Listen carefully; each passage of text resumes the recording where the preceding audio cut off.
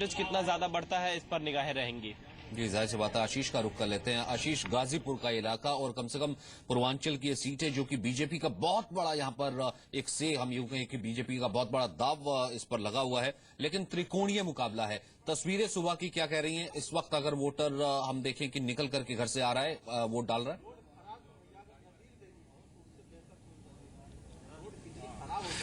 सचिन, ये जो गाजीपुर का इलाका है, अगर इसे कहें कि जो अखिलेश सरकार जो थी या केंद्र में मंत्री मनोज सिन्हा हैं, उनका इलाका है। अखिलेश सरकार के 3 मंत्री शादाब फातिमा, विजय मिश्रा और इस यहाँ के अलावा ओम प्रकाश सिंह, ये 3 मंत्री थे और 3 में से 2 बागी मंत्री शादाब फातिमा, जिनको हटाया गया मंत्रिमंडल से, उन पर आरोप लगा कि वो शिवपाल खेमे की हैं।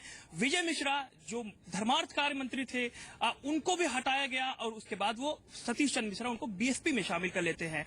तो ऐसे में जो एसपी सरकार की जो नाक पे दम कर रखा है, जिन 3 मंत्रियों, ये इलाका 3 मंत्री अखिलेश सरकार ने यहाँ से बनाए। यहाँ से 6 एसपी के सांसद चुनकर आए थे 2012 में, माफ कीजिएगा 2012 में।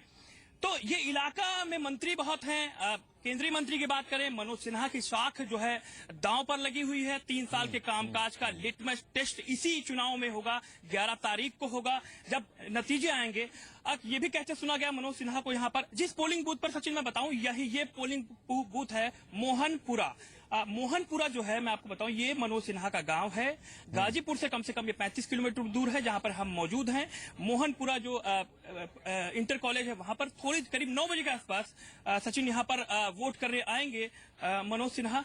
तो ये जो चुनाव है गाजीपुर का, यहाँ पर बाहुबली भी हैं, यहाँ पर एसपी सरकार के बागी भी हैं और यहाँ पर मोदी सरकार के खासम खास मनोज सिन्हा जी भी हैं। तो ये मिली जुली चीजें हैं।